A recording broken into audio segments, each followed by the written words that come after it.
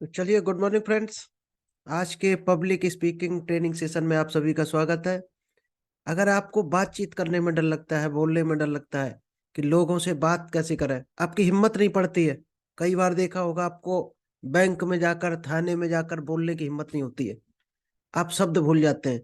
तो दोस्त, ये ट्रेनिंग सेशन आपके लिए है, जो आपको इतना कॉन्फिडेंस लाएगा कि आप फ्लुएंटली अपनी भाषा को, अपने शब्दों को दूसरे को समझा सकते हैं। तो दोस्त, आज हम करने वाले हैं पब्लिक स्पीकिंग का पार्ट 24। अगर आपने पार्ट 1 से लेकर पार्ट 23 तक अभी तक नहीं देखा है, तो जल्दी से इस यूट्यूब चैनल को सब्सक्राइब कर लीजिएगा। वहां आपको पब्लिक स्पीकिंग के 1 से लेकर 23 तक पार्ट मिलेंगे। अगर आपका कोई भी मिस हुआ है या एक भी नहीं देखा, पहली बार आए, तो उन प्रीवियस पार्ट्स को जरूर देख ले रिकॉर्डिंग, तो आपको ये और इजीली समझ में आएगा।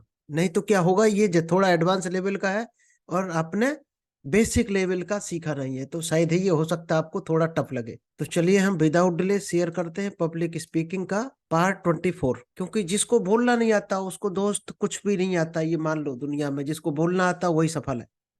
आज किसी को भी आप उठा कर देखोगे दुनिया में, बोलने की कला सबसे बड़ी कला है। और जो बोलने में डर गया, वो समझो हर काम में डर गया, वो कभी ग्रोथ नहीं कर सकता है। तो कुछ हम एक दो स्लाइड दिखाएंगे, इसके बाद पार्ट 24 आपको बताएंगे पब्लिक स्पीकिंग क्यों जरूरी है। बिजनेस कर रहे हो तो दोस्त बोलकर ही करोगे आप। कोई सेल्स का बिजनेस हो, चाहे आप सिटिंग जॉब हो, कुछ भी हो, किसी भी तरह का बिजनेस, अगर आपको बोलना नहीं आता हो, डीलिंग नहीं आती है, तो आपका बिजनेस ग्रो नहीं कर सकता।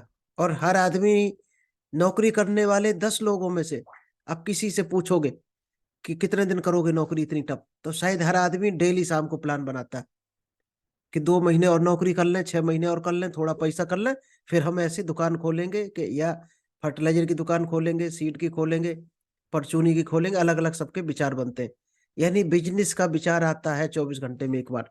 क्यों? क्योंकि वहां सताया हुआ होता है। नौकरी में सताया जाता है लोगों को, तो लोग डेली अपना प्लान बनाते हैं। लेकिन बिजनेस अगर करने की आप सोच रहे हो, अभी तक जॉब में हो, तो दोस्त, अगर पब्लिक स्पीकिंग नहीं आती है तो पहले से सीख कर रखो, तो ही आप बिजनेस में सफल हो, वरना फेल हो जाओगे। कभी आपको बोरिंग महसूस हो, डर लगता हो, तो पब्लिक स्पीकिंग आती है तो आपका डर निकल जाएगा। कोई स्किल आपके पास है, मान लीजिएगा कोई भी आपने पढ़ाई की है, कोई खास नॉलेज है, पेंटिंग का है, डॉक्टरी का है, अकाउंटिंग का, सॉफ्टवेयर बनाने का, दोस्त अगर बोलना नहीं आता तो आप बताओगे कैसे लोगों को? बोल कर ही बताओगे। नॉलेज आपको भरी पड़ी है, लेकिन आपको बोलना नहीं आता, तो वो स्किल जीरो है आपका। इसलिए पब्लिक स्पीकिंग जिसको आता है उसी का वो नॉलेज काम का है, नहीं तो नॉलेज आपका जीरो है। स्ट्रेस, पब्लिक स्पीकिंग से आपका स्ट्रेस दूर हो जाता है, टेंशन। अगर बोलना नहीं आता है और नॉलेज है, तो दोस्त आप स्ट्रेस में रहेंगे हमेशा, टेंशन में। आपने बेहतर प्रेजेंटेशन बना लिया किसी चीज का, कैसे बताओगे लोगों को? बोलकर ही बताना पड़ेगा। अभी हमारा ये प्रेजेंटेशन चल रहा, अगर हम कुछ भी बोले ना, प्रेजेंटेशन चलाते हैं, तो क्या आपको आ सकता समझ में? शायद है 2% भी नहीं आएगा। तो बोलना बहुत जरूरी है। बोलकर ही आप समझा सकते हो, ऑडियंस को हैंडल कर सकते हो बोलकर। कोई 10,000 की भीड़ हो और आपके हाथ में माइक हो, तो आप चाहो तो माइक से उनको रोक कर रख सकते हो 4 घंटे, 6 घंटा, 8 घंटा। आपकी बातें, आपके शब्द लोगों को मजबूर कर देंगे बैठने के, सुनने के लिए। और एक भी शब्द नहीं है तो दोस्त पूरा मैदान खाली हो जाएगा, आपके हाथ में केवल माइक रह जाएगा। इसलिए ऑडियंस को कंट्रोल करना है, तो सबसे बड़ा हथियार है पब्लिक स्पीकिंग। गेस्चर, यानी कि आपके जो बॉडी लैंग्वेज होगा, उसको आप ज्यादा अच्छा पब्लिक स्पीकिंग दे सकते हैं लोगों को। नेक्स्ट होता है पोडियम। जो भी पोडियम को हैंडल करता है, यानी स्टेज को, तो दोस्त वो पब्लिक स्पीकर होता है, वही पोडियम पर जाता है। तो आप चाहते हो आप भी अगर पोडियम को, स्टेज को हैंडल करो, तो आपके लिए ये सेशन बहुत रामबाण कारगर हो सकता है। चलिए, ये चीजें हम बाद में कवर करेंगे। पहले आपको जो हम देने वाले हैं वो देते हैं पब्लिक स्पीकिंग का। जो मेन चीज आज हम लेकर आने वाले हैं वो है पार्ट 24। इस पर बोलेंगे, इसके बाद आपको कुछ टॉपिक बताएंगे, और टॉपिक बताने के बाद फिर हम आज एक प्रोडक्ट ट्रेनिंग का सेशन करेंगे। चलिए, तो पब्लिक स्पीकिंग का आज है पार्ट 24। इसमें क्या मिलेगा आपको? Using visual aids in your presentation. आपको कुछ विजुअल चीजें डालनी है। विजुअल मीन्स क्या होती है? जो लोगों को बहुत अच्छा महसूस कराए। यानी प्रेजेंटेशन में कुछ वीडियो डालने हैं आपको, कुछ ऑडियो क्लिप डालनी है, कुछ पिक्चर्स डालनी है। जैसे अभी आप देख रहे थे, हमारी उसमें पिक्चर्स कुछ पड़ी होती हैं, कभी हम कोई पिक्चर डालते हैं। तो अगर आपके सेशन में, आपके प्रेजेंटेशन में विजुअल मीन्स क्या होता है?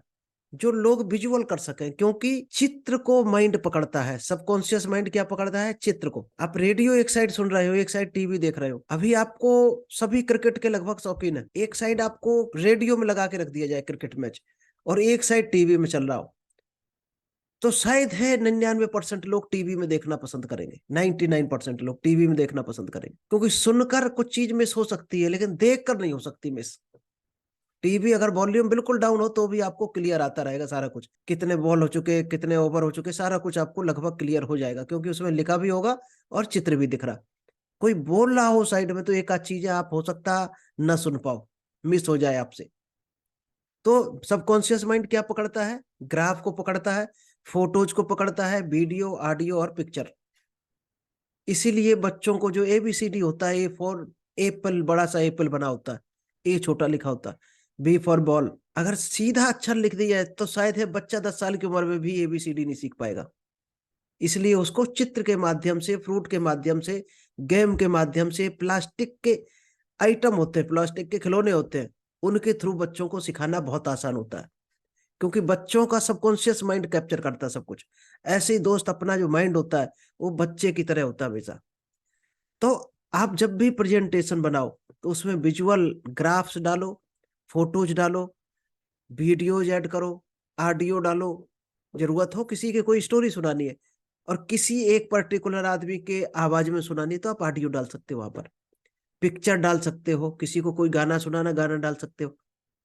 आप कई बार हमारे में देखते होगे तरह तरह की चीजें मिलती है, तो शायद है लोगों का ध्यान ज्यादा 70% एक्स्ट्रा बढ़ जाएगा, जो लोग 70% ज्यादा इंटरेस्ट से आपकी स्पीच को सुनेंगे।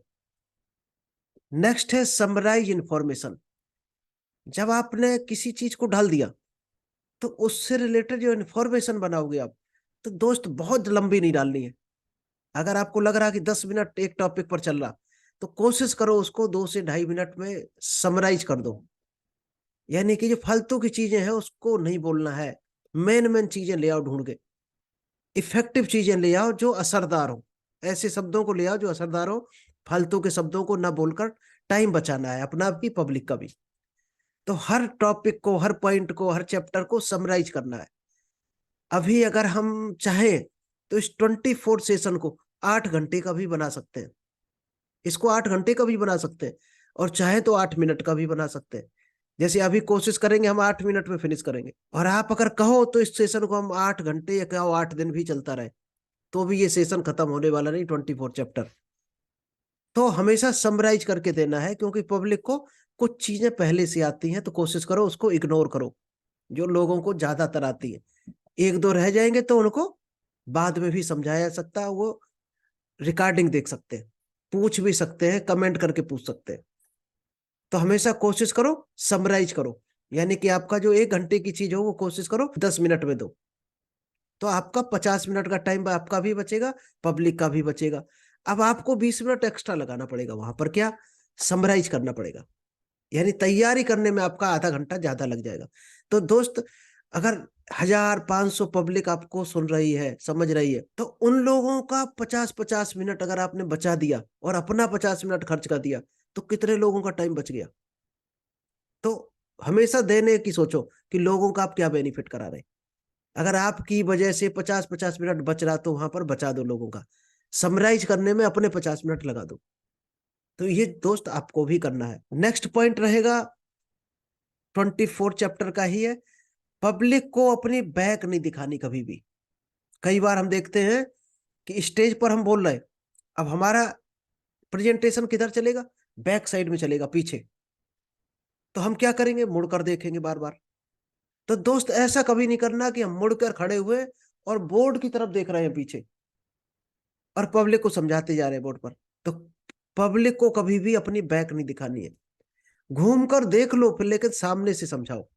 बोलना हमेशा फ्रंट मुंह करके है, देख लो बैक करके, कोई दिक्कत नहीं है अगर ऐसी मजबूरी है तो।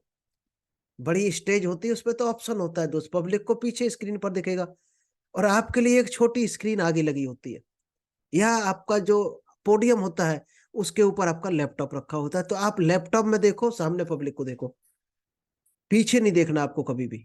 मजबूरी हो तो देख लो, फिर सामने मुंह करके समझाना है। क्योंकि रूल्स है पब्लिक स्पीकिंग का, स्टेज पर कभी भी पब्लिक को बैक नहीं दिखनी चाहिए आपकी, तो कोशिश करो बचाओ जितना बचा पाओ। So don't see at screen, इसलिए क्या करो, स्क्रीन पर मत देखो।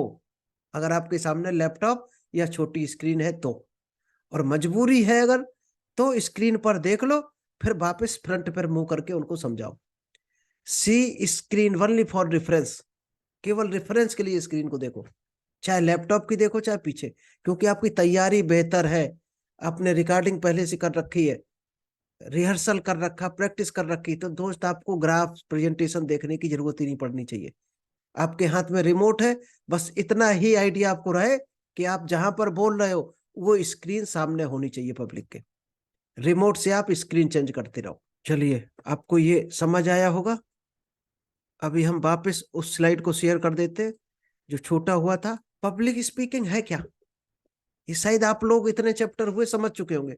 पब्लिक स्पीकिंग एक प्रोसेस है, an act and an art of making a speech before an audience. अपनी ऑडियंस के सामने बोलने की एक कला है, उसको बोलते हैं पब्लिक स्पीकिंग। अपनी ऑडियंस को अपने शब्द आप कैसे समझा पा रहे हैं, उसको बोलते हैं पब्लिक स्पीकिंग। और दोस्त, कहीं भी आप बिजनेस करो, जॉब करो, कुछ भी करो, अगर बोलते नहीं हो लोगों से तो आप कुछ भी नहीं कर रहे हो, समझो। आप चेक कर लेना, आप अगर कोई काम कर रहे हो और बोल नहीं रहे हो तो कुछ भी नहीं कर रहे आप। तो ये एक प्रक्रिया है बोलना। इससे क्या आता है, पब्लिक स्पीकिंग से क्या मिलता है, कॉन्फिडेंस आपको मिलेगा, सक्सेस मिलेगी, ये गारंटीड मिलेगी अगर पब्लिक स्पीकिंग आपने सीख लिया। कुछ फैक्टर है पब्लिक स्पीकिंग के, जो the first rule of public speak भाई अरिस्टोटल ने बनाया था BC 384। सोचो आज से कितने साल पहले, शायद है 1600 साल, 1600 क्यों, 1900 साल पहले बनाया था पब्लिक स्पीकिंग का कुछ रूल्स बनाया था। क्या रूल्स था उसमें, 3 important factor of public speaking, 3 important factor है पब्लिक स्पीकिंग के।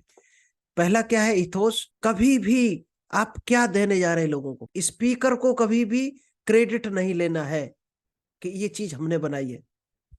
ये सिद्धांत है पब्लिक स्पीकिंग का। रेफरेंस दे दो, आप ये डाटा कहां से लाए, रेफरेंस दे दो हमेशा।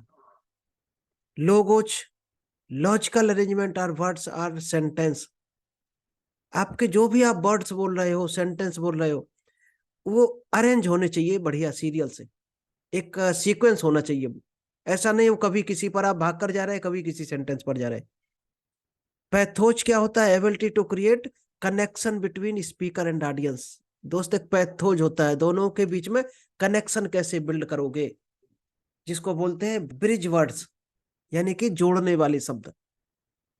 तो जोड़ने वाले शब्दों को जरूर डालना है, उन शब्दों को अगर आप ढाल पाए तो बेहतर कनेक्शन बिल्ड हो जाएगा आपके और पब्लिक के बीच में। जब कनेक्शन बिल्ड हो जाएगा, आपको बल्ब जलाना हो तो क्या करते हो, तारों को जोड़ते हो, जोड़ते हो, जो सप्लाई आती बाहर से, जब तार जुड़ जाते हैं तभी बल्ब जलता है।